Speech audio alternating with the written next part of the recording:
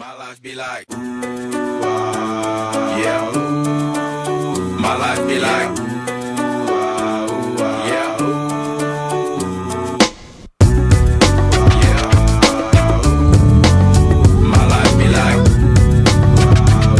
yeah. What's up guys, Pat's Garage here. I'm going to be doing something a little different today.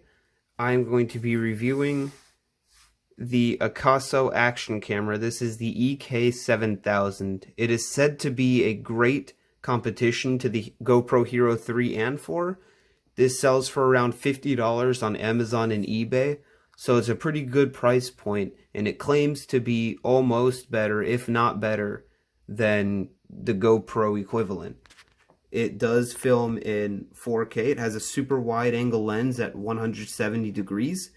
Sadly, there is no micro SD card included in this kit. Although it includes a lot of things, it does not include that. So I had to extract the one out of my GoPro Hero 3 in order to use on this camera. It comes with a remote, which is an interesting attachment that GoPro doesn't offer straight out of the box. So that should be interesting to test. It works up to 33 feet away.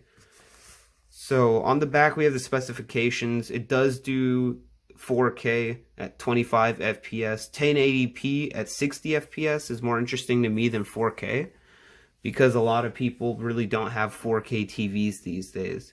So 1080p is basically just as good because people don't have the 4K ability. It comes in different colors. It comes in multiple languages, which is not as important. Something that is important is the battery. The battery is 1050 milliamp hours, and it comes with 2 of them. This is the same battery size as the GoPro Hero 3 straight out of the box. So it has the exact same battery. However, this has a screen on it, so the battery life may or may not be better because it's using more power. As you can see, it does have a 2-inch LCD, and sadly still no micro SD on the side here. You can see it is waterproof, and it does have a 2-inch display. So let's crack this box open and see what's inside. After pulling it out of the box, we are greeted with the same mounting style that GoPro uses and a lot of action cameras actually use now, where the camera is on top mounted down to the box. So flipping this around, you can see there's a little getting started guide. It comes inside the heavy shock waterproof case.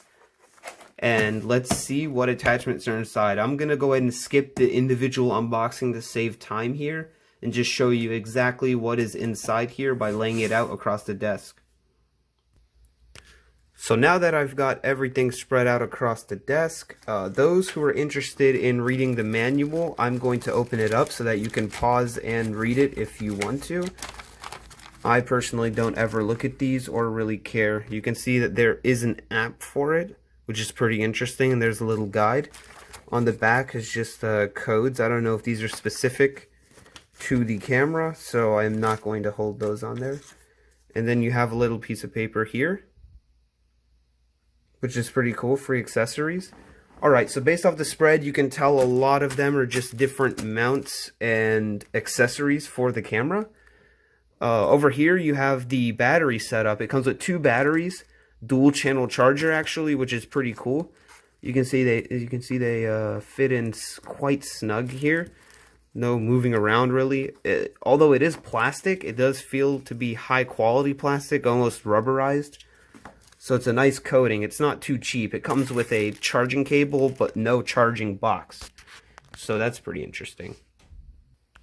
Accompanied with the batteries,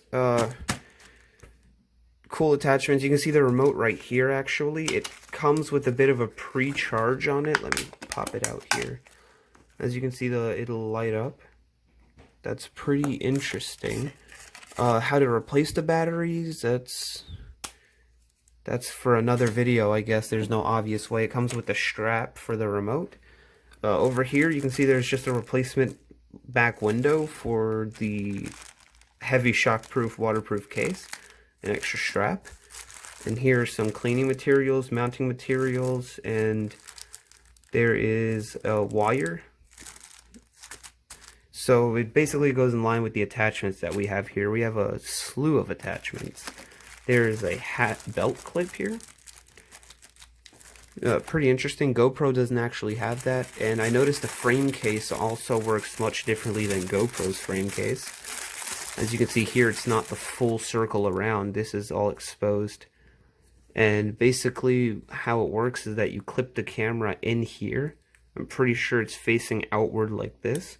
So you just have to clip the camera in here and hope that that holds it enough, which is much different than GoPro's frame case, which goes all the way around and clips at the bottom. As you can see, some more extra attachments here. So just a whole bunch of attachments, and really the most important part would be the 2 batteries. It still does not come with an SD card, which would have been great, but for the price point, can you really complain? Now I'm going to get these off the desk and show you the camera itself. Here we are greeted with the camera itself. To take it out of the case, it's quite simple. You pop it open, you slide this out, and you can access the camera itself. Let me dump it into my hand. So here you can see it has a nice sleek design. For the battery, you just have to pop the end here. There's no special button, and the battery slides in this way. I actually forgot to put the battery inside.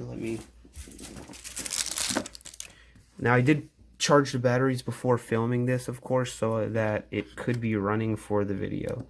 So you slide the battery in there, pop the top back on, and it's powered up. So in order to turn it on, you just hold the on button, of course, and you are greeted with the 2-inch LED display. Here you can cycle through multiple different modes.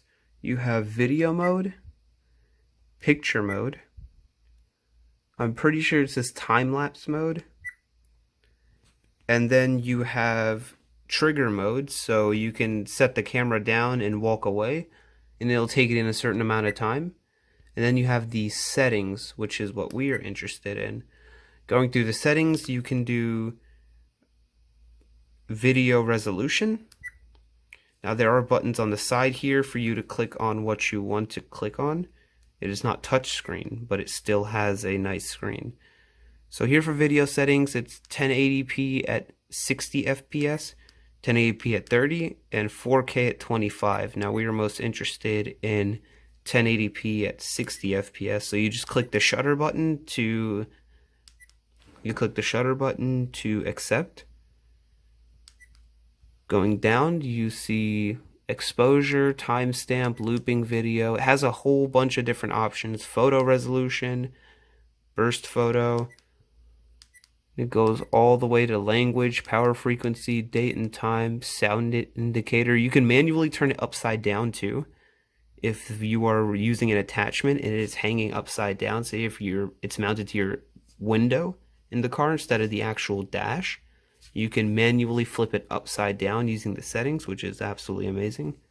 The GoPro, I don't believe, has that option, so that's a unique option. You have screensaver, power save, you can edit formatting and all that, and you can lastly reset. So overall, I highly enjoyed setting up this camera and looking at it. It's definitely different from the GoPro Hero 3 in terms of flipping through the settings with the 2-inch LCD display. It makes it much easier, and the arrows on the side are a unique touch to this device. Now, I will be doing a video on it where I actually slide this bad boy in and test the quality of both the video, the stability, the sound, and the normal photo taking options. So stay tuned for that if you guys want to see it, but this is all for the actual unboxing video. Be sure to like if you like the video, comment if you want to give some feedback, and subscribe if you want to see more content similar to this. Bye guys.